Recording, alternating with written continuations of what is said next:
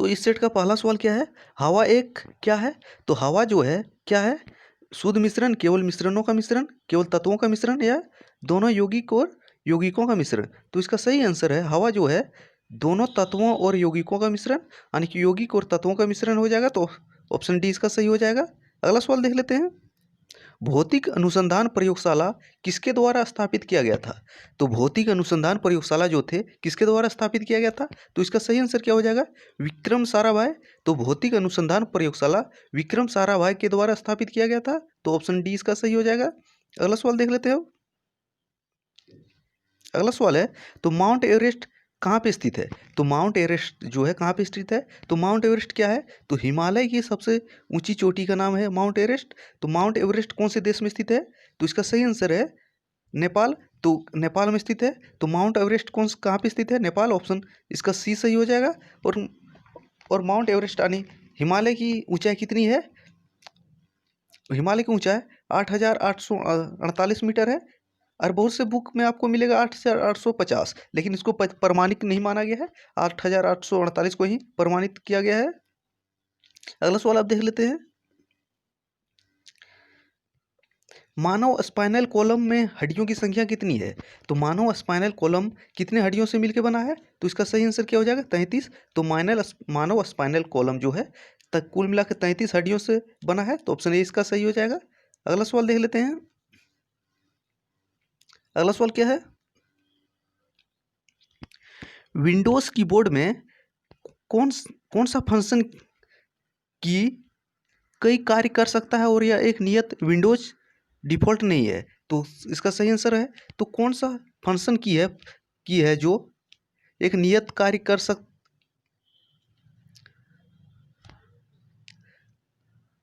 सकता है और नियत विंडोज डिफॉल्ट नहीं है? तो इसका सही आंसर हो जाएगा F8। और आपको एक जब यहाँ फंक्शन की से आया है तो फंक्शन की से जान लीजिए, अगर किसी पेज को रिफ्रेश करना है तो किसका यूज करते हैं? F5 का यूज करते हैं, ये भी माइंड में रखिए। अगला सवाल देख लेते हैं। अगला सवाल क्या है, हवा में अम्ल वर्षा किसके छोड़े जाने के कारण होती है? तो हवा में अम्ल वर्षा किसके छोड़े जाने के कारण होती है? तो इसका सही आंसर हो जाएगा ऑप्शन बी, सल्फर डाइऑक्साइड और नाइट्रोजन ऑक्साइड। तो सल्फर डाइऑक्साइड और नाइट्रोजन ऑक्साइड को छोड़े जाने के कारण अम्ल वर्षा होती है। अगला सवाल देख लेते हैं, यदि अमोनिया गैस है तो कपूर क्या है? तो अमोनिया गैस है तो कपूर क्या है? तो इसका सही आंसर हो जाएगा ठोस होगा। ये रीजनिंग से बिलोंग था, लेकिन साइंस का भी सवाल है। अगला सवाल देख लेते हैं,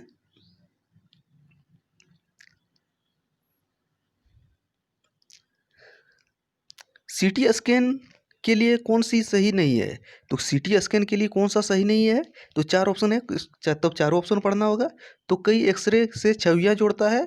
तो सीटी स्कैन जो है कई एक्सरे से छवियां जोड़ता है। तो पहला ऑप्शन सेटिस्फाई कर जा रहा है। दूसरा ऑप्शन देख ले रहे हैं, स्कैनिंग अक्सर दर्दनायक होता है। तो ये गलत है, स्कैन में दर्द नहीं होता है। तो 3D क्रॉस सेक्सलेशन क्यों उत्पन्न करता है, यानी कि 3D इमेज बनाता है। तो सी भी सेटिस्फाई है। इसके बाद सामान्य और असामान्य संरचनाओं सबसे की पहचान करता है, यानी कि जटिल और नॉर्मल रचना की भी पहचान कर लेता है। तो एक ACD CT स्कैन के संबंध में सही है, लेकिन CT स्कैन के संबंध में गलत कथन के बारे में पहचान कर रहा था। तो ऑप्शन बी सही हो जाएगा सवाल के अनुसार। तो इसमें दर्द नहीं होता है, तो ऑप्शन बी सही हो जाएगा। अगला सवाल देख लेते हैं, ITS डेविस कप में कितने राष्ट्र विश्व ग्रुप के साथ साझा जुड़े हुए हैं? तो इसका सही आंसर क्या हो जाएगा 25वां का? तो इसका सही आंसर है ऑप्शन बी, 16 देश 16 राष्ट्र विश्व ग्रुप के साथ जुड़े हैं। तो ITS डेविस कप 16 राष्ट्र विश्व ग्रुप के साथ जुड़े हैं। तो अनेक देशों की संख्या 16 है। अगला सवाल देख लेते हैं, तो निम्नलिखित में से कौन सा सीधे कोलेस्ट्रॉल का उल्लेख नहीं करता है? तो निम्नलिखित में कौन सा सीधे कोलेस्ट्रॉल का उल्लेख नहीं करता है? तो चार ऑप्शन है, घनत्व, कम घनत्व वाले लिपोप्रोटीन, उच्च घनत्व वाले लिपोप्रोटीन, रेसूस फैक्टर, या डिब्बाबंद प्रोटीन कोड। तो इसका सही आंसर क्या है? ऑप्शन सी इसका सही है, कोलेस्ट्रॉल का उल्लेख नहीं करता इसमें, रेसूस फैक्टर में। बाकी बात कम घनत्व वाले लिपोप्रोटीन, उच्च घनत्व वाले लिपोप्रोटीन और डिवाबंड प्रोटीन कोट में कोलेस्ट्रॉल का उल्लेख रहता है, लेकिन सवाल के अनुसार ऑप्शन सी सही हो जाएगा इसका। अगला सवाल आप देख लेते हैं।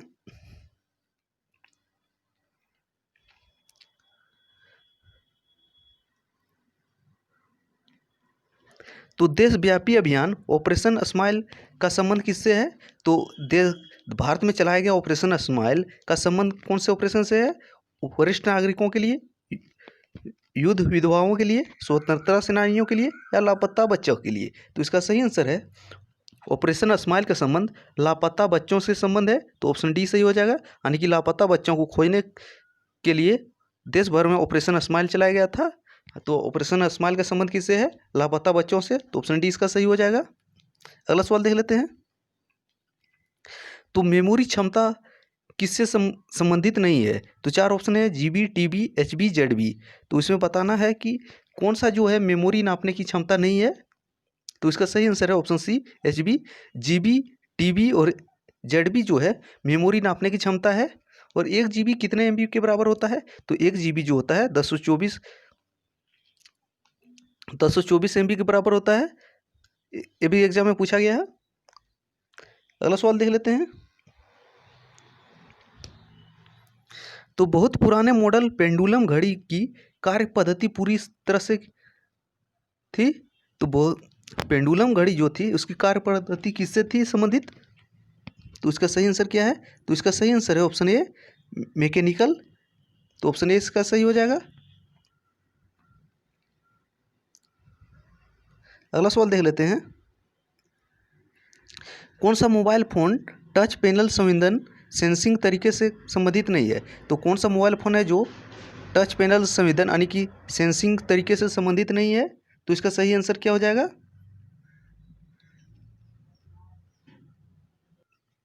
तो उसका सही आंसर है ऑप्शन बी, वॉइस रिकग्निशन।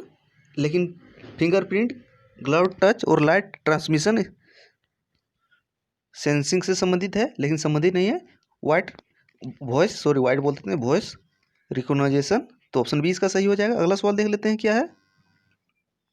अगला सवाल है, तो निम्नलिखित में कौन सा जैव रेत पानी फिल्टर के संबंध में सही नहीं है? तो निम्नलिखित में कौन सा जैव रेत पानी फिल्टर के संदर्भ में सही नहीं है? तो इसका सही आंसर क्या हो जाएगा? तो इसका सही आंसर हो जाएगा ऑप्शन डी, उच्च गुणवत्ता वाली पानी हमेशा सुनिश्चित होता है। तो ऑप्शन बी इसका सही, ऑप्शन बी नहीं, ऑप्शन डी इसका सही है आंसर। अगला सवाल क्या है।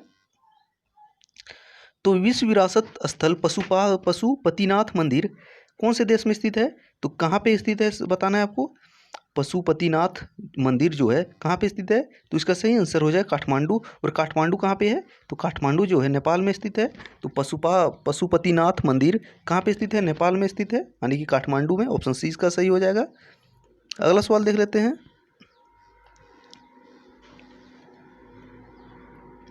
तो भारत में निम्नलिखित में कौन सा फुटबॉल स्टेडियम नहीं है? तो यहाँ पे 4 स्टेडियम दिया हुआ है, तो बताना है भारत में कौन सा फुटबॉल स्टेडियम नहीं है। इस पर भी कमांड करना है, फुटबॉल लिखा इस पर भी माइंड में रखना है। तो बक्सी स्टेडियम श्रीनगर, तो ऑप्शन ए सही है, बक्सी स्टेडियम श्रीनगर में स्थित है। बाईचुंग भूटिया स्टेडियम सिक्किम, तो ये भी सही है, मिलान है।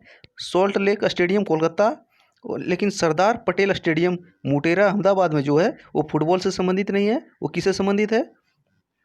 क्रिकेट से संबंधित है। तो सरदार पटेल स्टेडियम क्रिकेट से संबंधित है। तो सवाल के अनुसार क्या हो जाएगा? फुटबॉल स्टेडियम नहीं है, तो वही हो जाएगा ऑप्शन बी। तो क्या स्टेडियम है? क्रिकेट स्टेडियम है। तो सरदार पटेल स्टेडियम अहमदाबाद कौन सा स्टेडियम है? क्रिकेट स्टेडियम है। अगला सवाल देख लेते हैं। लोकसभा सीटों की संख्या 1973 में 525 से बढ़ाकर कितनी कर दी गई थी? तो लोकसभा की सीटों की संख्या 1973 में 525 से बढ़ा के कितनी की गई थी? तो इसका सही आंसर है 525 से बढ़ा के 550 कर दी गई थी। और वर्तमान में अधिकतम लोकसभा की सीटों की संख्या कितनी हो सकती है? 550। और राज्यसभा की अधिकतम सीटों की संख्या कितनी हो सकती है? तो राज्यसभा की सीटों की संख्या अधिकतम 245 हो सकती है। अगला सवाल देख लेते हैं।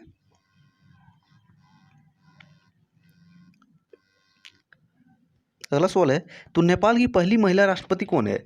तो नेपाल की पहली महिला राष्ट्रपति पूछा गया है। तो नेपाल की पहली महिला राष्ट्रपति कौन है? विद्या देवी भंडारी हो जाएगा। तो ऑप्शन 20 का सही हो जाएगा। तो नेपाल की पहली महिला राष्ट्रपति विद्या देवी भंडारी, ऑप्शन 20 का सही हो जाएगा। अगला सवाल देख लेते हैं। अगला सवाल है, जीवन में इंटरनेट के सकारात्मक प्रभाव को पहचाने। तो 4 ऑप्शन में है।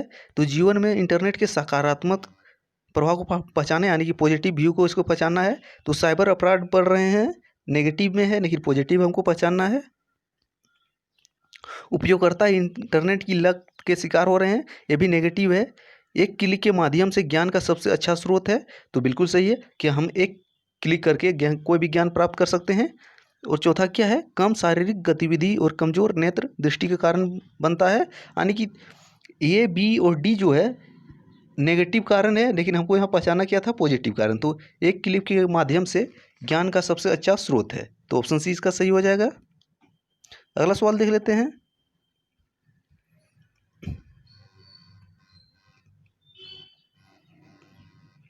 अगला सवाल है, बोरोसिलिकेट ग्लास बर्तन का माइक्रोवेव ओवन के साथ में प्रयोग किया जाता है, क्योंकि तो बोरोसिलिकेट ग्लास का प्रयोग बर्तन के माइक्रोवेव ओवन में प्रयोग क्यों किया जाता है? इसका सही आंसर है अत्यधिक गर्मी प्रतिरोधी है। तो यह अत्यधिक गर्म प्रतिरोधी है, तो ऑप्शन 20 का सही हो जाएगा। अगला सवाल देख लेते हैं। अगला सवाल है, CMOS क्या होता है? तो CMOS जो होता है बैटरी चालित मेमोरी चिप है, तो बैटरी चालित मेमोरी चिप CMOS है। अगला सवाल देख लेते हैं। घूमर कहाँ का लोकप्रिय नृत्य है? तो घूमर जो है कहाँ का लोकप्रिय नृत्य है? तो सही आंसर क्या हो जाएगा? राजस्थान। तो राजस्थान का लोकप्रिय नृत्य है घूमर, लेकिन एक और नृत्य इससे मिलता जुलता तो पढ़े होंगे आप, झूमर। तो झूमर कहाँ का लोक नृत्य है लोकप्रिय? तो झूमर आएगा तो झारखंड या तो उड़ीसा ऑप्शन में दिया रहेगा। तो झारखंड और उड़ीसा का लोकप्रिय नृत्य है झूमर, लेकिन घूमर कहाँ पे है? राजस्थान का। दोनों में कन्फ्यूज नहीं करना है। तो अगर घूमर रहे तो राजस्थान, अगर झूमर रहे तो झारखंड या उड़ीसा। अगला सवाल देख लेते हैं। तो मुगल सम्राट हुमायूं का मकबरा कहाँ पे है? तो मुगल सम्राट हुमायूं का मकबरा कहाँ पे स्थित है? काबुल में, दिल्ली में, शाहदराबाग में, कुल्दाबाग में। तो इसका सही आंसर क्या हो जाएगा? दिल्ली में। तो मुगल सम्राट हुमायूं का मकबरा जो है दिल्ली में स्थित है। कहाँ पे स्थित है? दिल्ली में स्थित है। तो ऑप्शन 20 का सही हो जाएगा। अगला सवाल देख लेते हैं।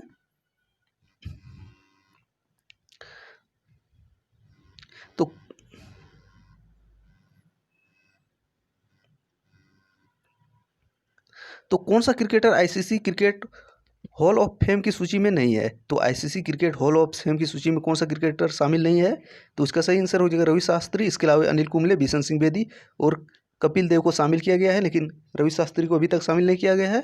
अगला सवाल देख लेते हैं। अगला सवाल है,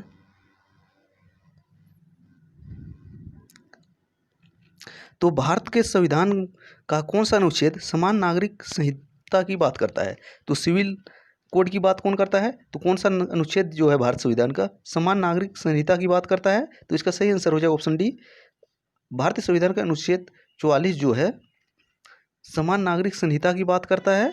और भारत में कौन से राज्य में समान नागरिक संहिता लागू है? तो इसका सही आंसर होगा, राज्यों की बात करें तो भारत के गोवा राज्य में समान नागरिक संहिता लागू है, ये भी माइंड में रखिए। और समान नागरिक संहिता कौन से अनुच्छेद में है? 44 में। और 40 में क्या है? ग्राम पंचायत से संबंधित अनुच्छेद है। अगला सवाल देख लेते हैं।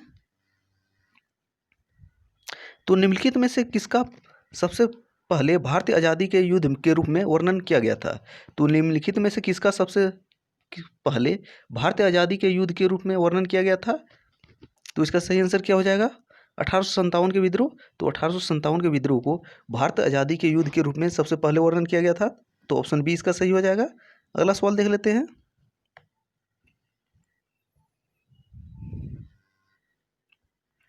महाभारत का युद्ध कितने दिनों तक चला था? तो 17 दिन, 18 दिन, 19 दिन, किस दिन लगातार दिया है, तो कंफ्यूज नहीं करना है। तो महाभारत का युद्ध जो है कितने दिनों तक चला था? 18 दिनों तक चला था, तो ऑप्शन बी सही हो जाएगा इसका। तो महाभारत का युद्ध कितने दिनों तक? 18 दिनों तक चला था, तो ऑप्शन बी इसका सही हो जाएगा। अगला सवाल देख लेते हैं 96 में। तो अंतरिक्ष यान के अंदर अंतरिक्ष यात्री अपना वजन कैसा महसूस करता है? ज़्यादा, कम, शून्य? जी फोर्स पर निर्भर करता है, यानी कि गुरुत्वाकर्षण फोर्स बल पर निर्भर करता है। तो अंतरिक्ष यात्री यान के अंदर अंतरिक्ष यात्री अपना वजन कैसा महसूस करता है? तो इसका सही आंसर है शून्य। तो अंतरिक्ष यान में अंतरिक्ष यात्री अपना वजन 0 महसूस करता है, यानी कि शून्य। इसको ना ही पता लगता कि मेरा कितना वजन है, ना ही ज़्यादा ना ही कम, इसको शून्य महसूस करता है। अगला सवाल देख लेते हैं। तो अमेरिकी अंतरिक्ष यात्री स्कॉट जोसेफ केली ने डैश पर 340 दिनों के लिए लगातार अंतर्राष्ट्रीय अंतरिक्ष स्टेशन की कमान संभाली थी। कहाँ पे संभाली थी? तो इसका सही आंसर क्या है? Option C, expedition 26। इसमें 340 दिन तक इसकी कमान संभाली थी।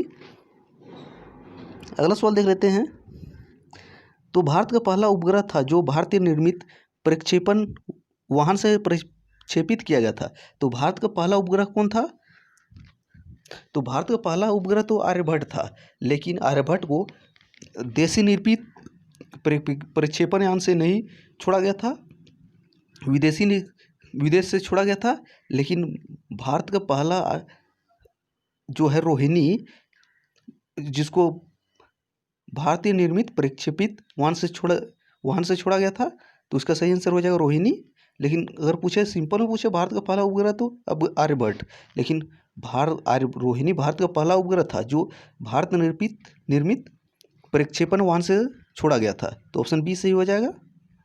तो ये थे इस सेट में पूछे गए साइंस और जीके कुछ महत्वपूर्ण सवाल। अब आगे लास्ट सेट में देखेंगे। सभी सेट खत्म होने के बाद मैथ और रीजनिंग का भी सवाल करेंगे। Thanks for watching.